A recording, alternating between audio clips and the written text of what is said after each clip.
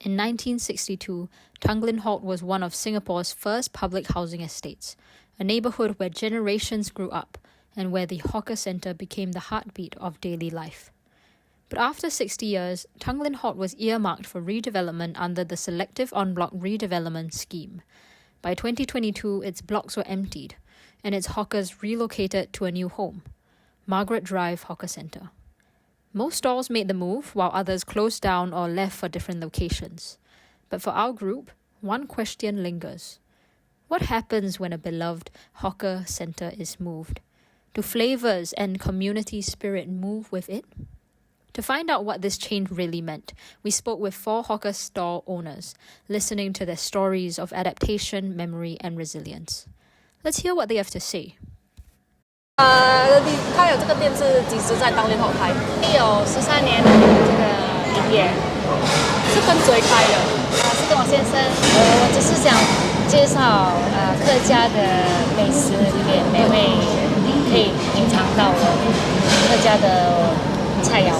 first 我们开的时候，别人就是来说擂茶，没有很多人还不熟悉这个擂茶啊，对呀，然后他们就说3个月就会倒闭这些，所以我就决定要做给他们看我是可以的了。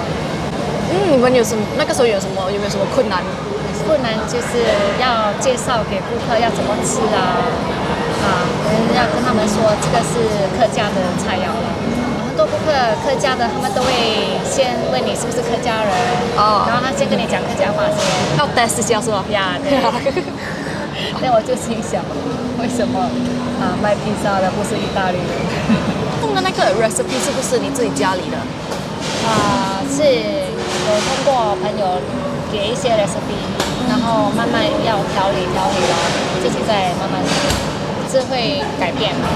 你可以跟我分享一下你在Tanglin Halt的那些经验是什么？以前我的档口隔壁是甜品，IEX Group，那间还是别的？后面那间。他都蛮不错，我们都蛮很好的。他已经做了超过有60年了。有没有好像觉得现在分2层楼有没有比较难这样见到你的朋友这样？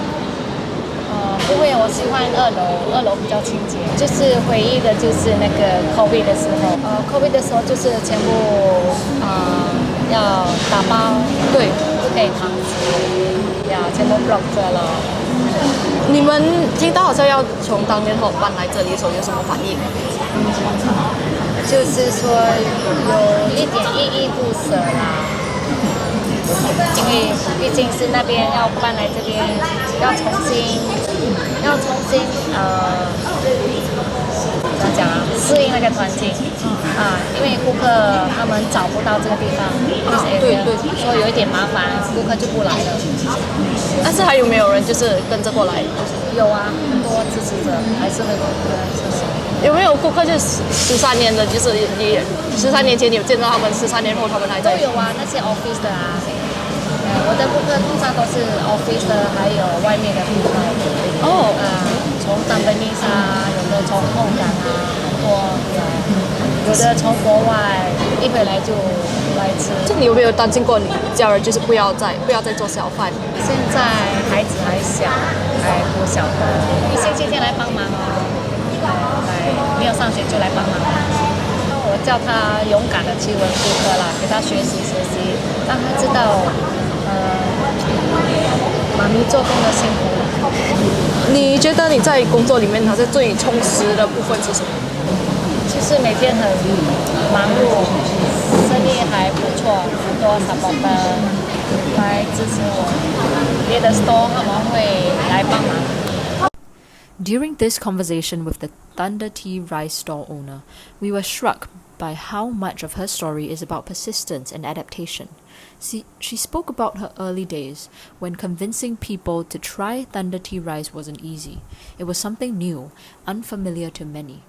But over time, people learned to adapt, and slowly, the dish found its place in the community.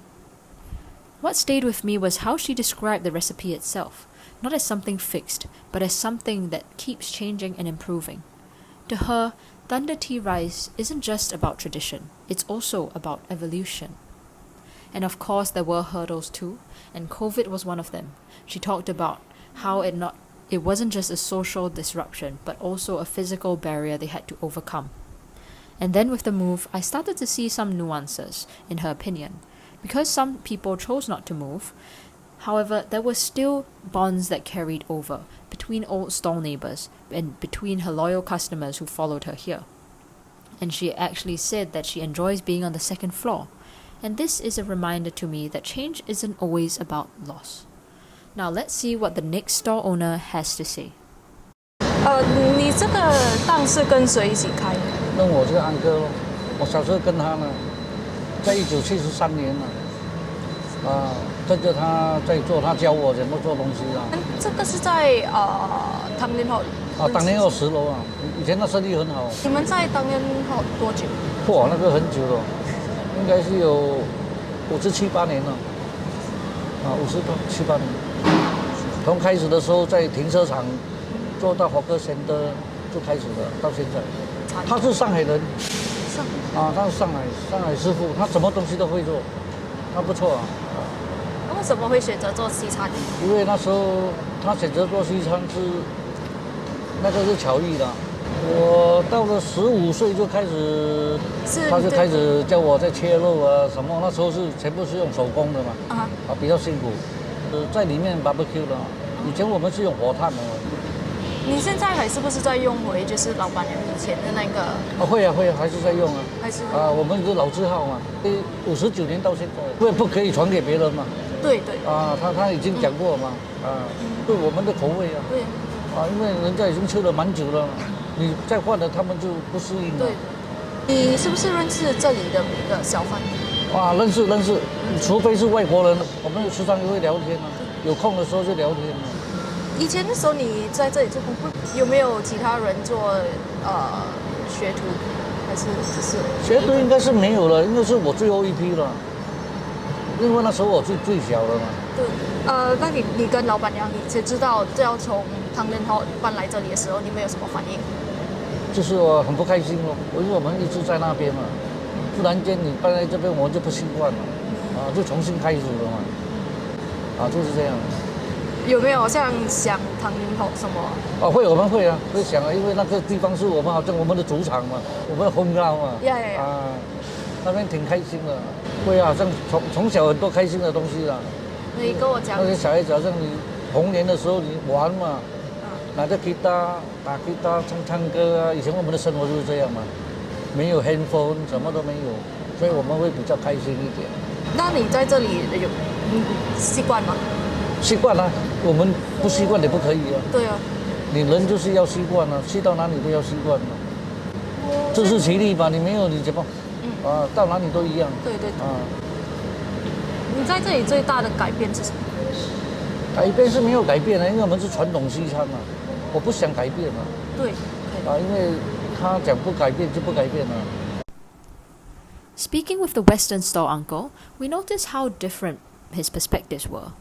Unlike the previous store owner, he's more of a traditionalist. He's more adamant about keeping the recipe exactly as it is, passed down to him. And for him, these instructions aren't just cooking steps, they're a legacy. He reminisced about Tanglin Halt, not just as a space or a market, but as part of his childhood. And the move was hard, but he said that you simply have to get used to it, because what other choice is there? This same attitude carries into the future of his store. As much as he'd like the tradition to continue, he knows fewer people will want to take on this kind of work. And there's a quiet acceptance in the way he speaks. Not so much of bitterness, but a recognition that some things can be preserved while others inevitably fade. Okay, saya Wati. Okay, this is my mom. Okay, dari kat sini, I think about two years ago, this Margaret lah. Previously was at Tanglin Halt. Tanglin Halt dalam 10-12 tahun gitu. What's your best selling dish kat sini? Apa yang best selling was rendang. Kita punya rendang daging. Walaupun kita punya rendang tak banyak, kering kan, ada kuah. betul. Dia nak kuah kan. Saya pun suka yang kuahnya, tak suka. Ya. Okay. sini ada berapa ramai stall Muslim atau halal stall? Halal tak banyak lah. Sini kita 3 orang, atas 3. Oh, tapi dah lama kenal lah. Dah kenal lama lah. All of Daripada them Tanglin, from Tanglin Halt. boleh ingat tak any macam fond memories with them when you were Kenangan yang manis dengan stall-stall lain. Oh, I think it's during the Ramadan lah. Lalu Ramadan dekat Tanglin was very meriah lah, you know. Kita pasal boleh buka table kan. Jadi jual macam-macam lah. So macam mana dia punya how was the relationship last time kat Tanglin Halt dengan sekarang? Sama lah, no difference Ya, ya. lebih kurang sama lah. Sama. Okay lah, orang dia masih sama juga kan? Cuma sekarang dah tak semeriah dulu lah dekat Tanglin. Pasal during Ramadan there's a lot of restriction compared to the one at Tanglin Halt. So What not kind of restriction? macam lah we cannot extend table dekat luar anymore, you know. Itu kira macam mana lah? We extend the table outside just to put our dishes lah, kuih-kuih for breakfasting. For now you see. Only a portion of the place. Pasal orang nak lalu susah kan. When you were at the Tanglin Halt stall, do you expect the end block to happen ke tak? Tak jangka benda-benda jadi? That time kita tak expect tak expect yang diorang nak en bloc kat sana. How was your reaction to that? Kita punya reaction macam entah because we are no longer a resident there, jadi cuma dekat stall aja dekat sana.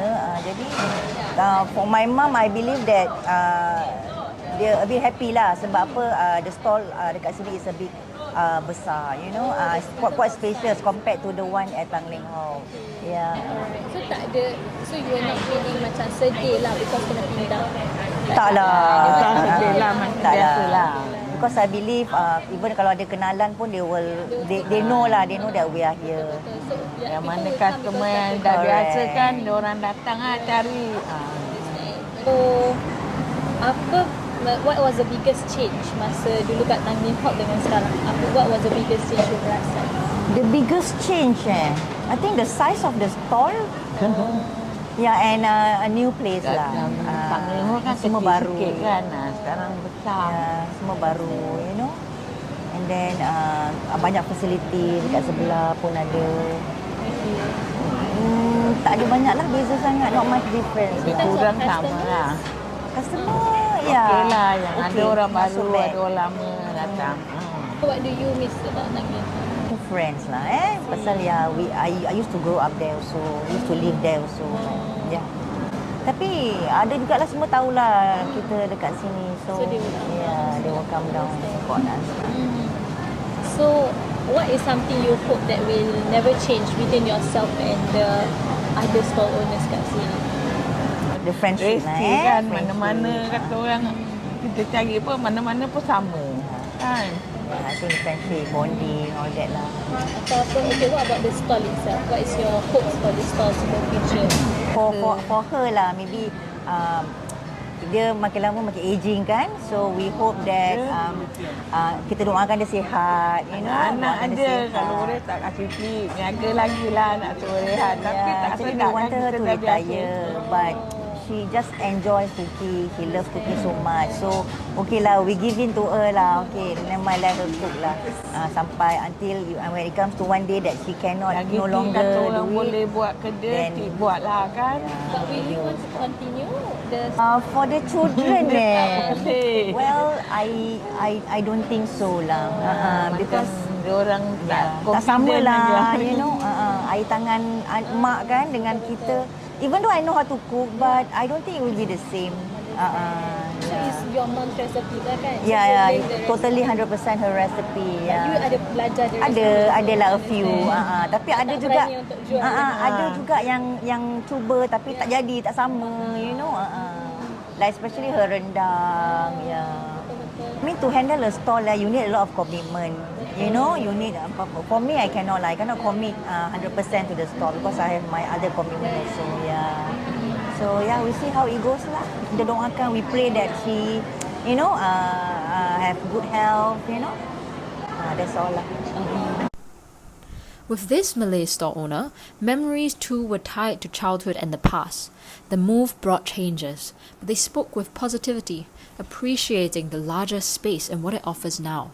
And unlike the Western store, there is a family member who can help, but the daughter is more a helper than a successor, and it's likely that the store will close once the mother retires. And still, they don't dwell on that. Instead, I see them trying to live in the present and being grateful for what they have now. Saya Jamil. Okey, umur? Umur saya 70 tahun. Oh, okey. Cik dah berapa lama ada store kat sini? Dah setahun lebih lah.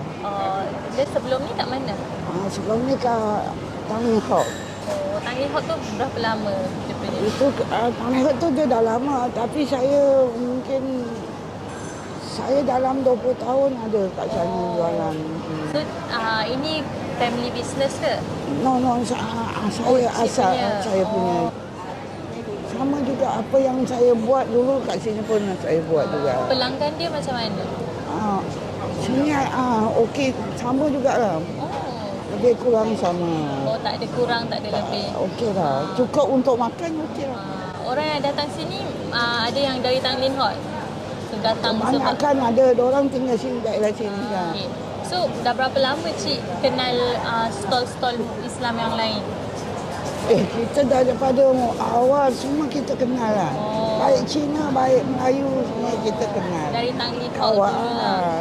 Kita kira kawan jugalah. Macam mana hubungan dengan mereka? Okey, kita tak ada pernah berselisih, faham tak lah. Alhamdulillah. Biasanya kita, kau cara kau, kita cara kita. Gitu lah, jadi tak ada apa. So, masa cik dapat tahu tentang perpindahan ini, cik ada apa perasaan cik? Dari Tanglin Halt ke sini? Kita terima je lah keadaan. Cik tak ada jangka apa-apa? Tak ada lah. Kita terima je. Okey, tapi bila cik bagi tahu tentang perpindahan ini kepada pelanggan cik, apa dia punya reaksi mereka? Diorang tak kisah, diorang ikut aja. Ikut je. Ni Singaporean apa nak cakap? Diorang tahu benda-benda ni bukan seterusnya begitu. Singaporean punya orang dia tahu benda ni kita tak boleh buat apa-apa. Tak boleh kontrol. Tak boleh, bukan under control lagi. Kita ikut aje lah, agama nak apa. Sekarang apa perubahan yang paling besar cik kena adapt tu? Kalau compare dengan kat Tanglin Halt. Sini market pun jauh, sekarang market jauh. Dulu dekat je lah. Dulu dekat tu sebelah je dah market ni, sekarang market jauh.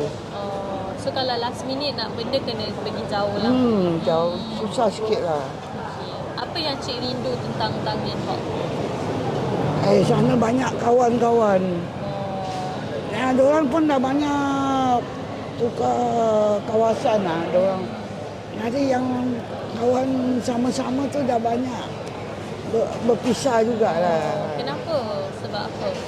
Diorang datang juga, tapi dah kurang lah. Macam customer yang lama-lama tu dah kurang lah. Kalau kat sini kita nak kena cari customer baru lah. Kita macam dah umur gini, kita nak banyak kawan jugalah. Macam, jadi kita boleh berbincang, bercakap kan.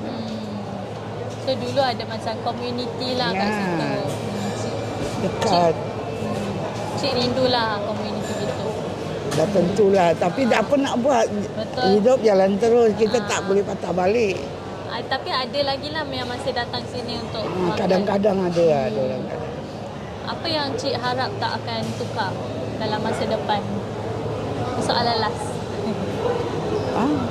Kalau boleh nak hidup seterusnya, tapi kita kena ikut keadaan juga lah. Tapi stall ni akan masih sambung lah cik pakai sikat. InsyaAllah. Tengok keadaan. Kita merancang, tapi kita tak tahu masa depan dia. Tapi harapan cik untuk stall ini apa? Bertambah maju. InsyaAllah moga murah rezeki selalu. Nampak. Itu je. Terima kasih. Dah habis. This other Malay store retiree shared how many old friends still surround her and how the community remains warm and friendly no matter the race or ethnicity. She wishes some things could stay the same, or that the stall could continue on, but she also accepts that change is inevitable. So as we conclude, our question still lingers. If a place changes and relocates, what happens? Do flavors and community spirit move with it? Well, from the hawkers we spoke to, the answer is complex. At first, the move was saddening. It was a new start, a new place, unfamiliar people. But over time, they got used to it. Especially since most stalls moved together to Margaret Drive, the sense of continuity remained. Some things change and some things don't. For example, recipes might stay the same, whether faithfully preserved or slowly perfected over time. Loyal customers return for the same taste and familiar faces. Food in this way becomes a memory, something somewhat stable, something definitely comforting, and a legacy preserved and passed on. But space also matters. Since the old one-floor layout is gone, now replaced with 2 levels, there are new neighbors and different surroundings. However, we see the sense of community still enduring. Hawkers still greet each other as old friends and try to remain socially connected, still carrying on as they always have. The attitude seems to be this. This is life, another thing to accept and adapt to. The greater uncertainty, however, lies in the lineage. Who will take over the stalls? Most hawkers simply say, "We'll see when the time comes." And for some, change is necessary for growth. For others, it is a reminder that nothing lasts forever. What their stories show us is that the life of a hawker has always been about uncertainty and adaptation, changing landscapes, shifting spaces, endings and beginnings. So what can hawkers teach us about navigating change and the loss of spaces in an ever-changing Singapore? Perhaps it is this: to keep showing up, to carry on with determination even when it gets hard. One event, or one closure that defines them. It is their lives, their resilience, and the traditions that they continue to carry along with them.